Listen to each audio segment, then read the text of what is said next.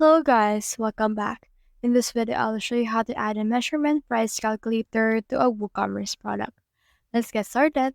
In order to make it possible, you need to install this particular plugin right here called WooCommerce Product Options. So when you click on this buy right here, you can see that this actually priced at around 99. So this price right here is for one site, but you can also choose in here a lifetime purchase if you want. Now let's scroll up and click on this demo. And then in here, you can see this front end demo or also the admin demo.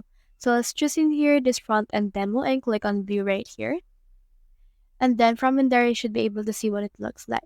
So for example, let's choose this custom printed t-shirt. So it depends on the measurement, the price. So head over and click on the select options. And you can put in here the actual product that it uses. And you can also put in here the t-shirt front as well as the text in here. So for example, you can make this small, medium, or large as well.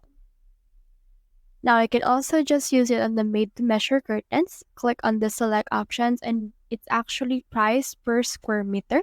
So for example, the width will be around 20 and the length will be around 30. And you should be able to see in here the price that it will give us. So we can also learn to create the actual price calculator. Like for example, if it's around 30 to 300, it will change the price in here and you can head over and add this to your cart.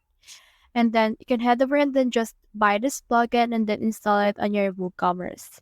So that's the whole process. If you have found this video helpful, so leave a like or subscribe because it helps me reach more people. See you soon.